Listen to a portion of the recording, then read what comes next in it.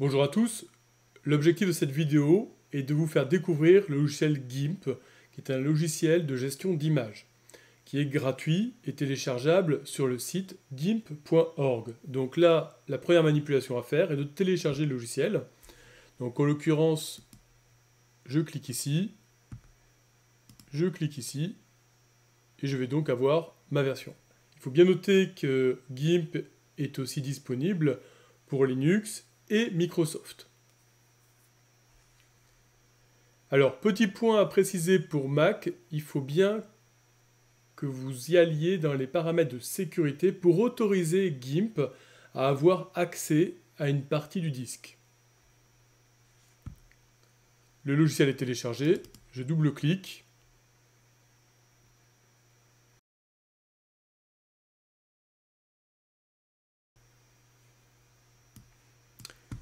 Une fois que la fenêtre arrive ici, il faut bien faire glisser l'icône de GIMP dans le dossier Applications.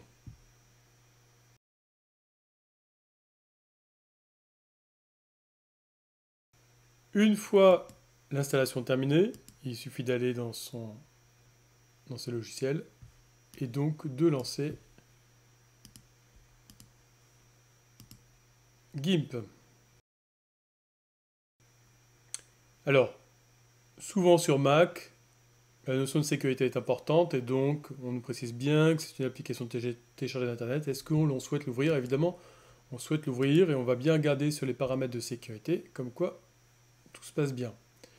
Et ici, donc, confidentialité, on pourra même ajouter GIMP ici. Mais c'est déjà fait, parce que j'avais une ancienne version. Voilà. Une fois qu'on est sur l'interface de GIMP, eh bien, le premier élément est de savoir qu'on peut personnaliser son interface. Tout d'abord, dans Préférences, eh bien, il y a différents thèmes.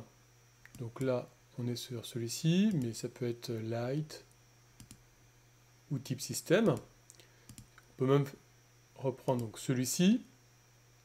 Et après, on peut changer l'apparence des icônes.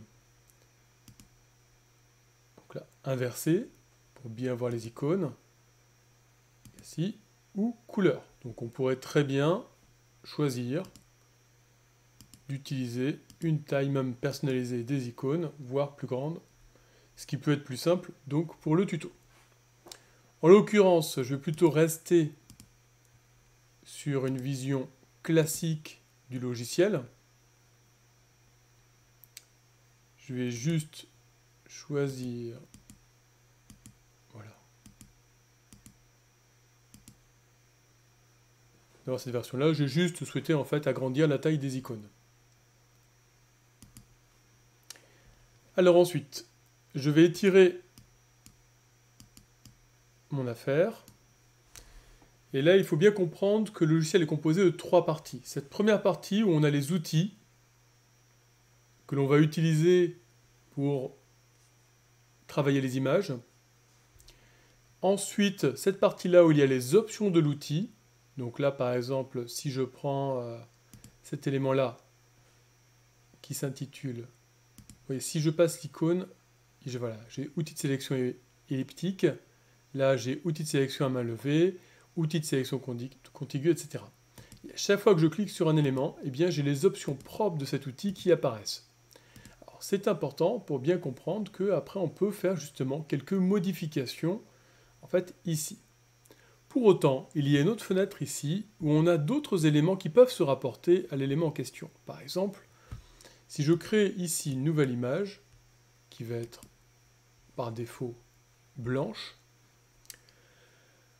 imaginons que je souhaite avoir un élément, à savoir celui-ci, et enregistrer le document. Eh bien, en fait, on va aller ici, et on va faire enregistrer sous. On choisit un dossier, donc par exemple le bureau, je mets test, et je vois que l'extension est XCF. XCF, c'est le format d'enregistrement des fichiers GIMP. Ça veut dire que si je réouvre un format XCF, eh bien je pourrais modifier et revenir sur les différentes évolutions en fait, de mon travail graphique.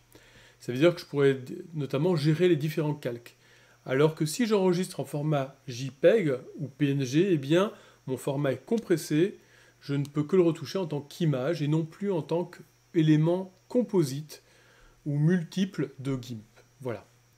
Pour ouvrir une image sur laquelle je souhaite travailler, bien, je vais faire Fichier, Ouvrir.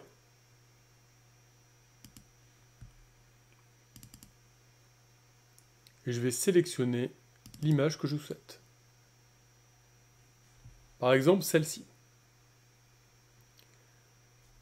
Pour enregistrer cette image, c'est simple, je vais faire Fichier, Enregistrer sous, et donc je peux l'enregistrer en format XCF.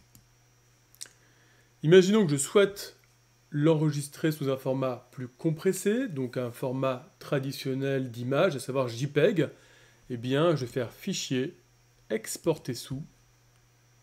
Là, je peux sélectionner ici le fichier en question. Et je vais chercher donc ici image JPEG, où je peux directement taper en haut JPG. Je fais exporter. Je valide tout. Et j'exporte donc bien mon image. Voilà.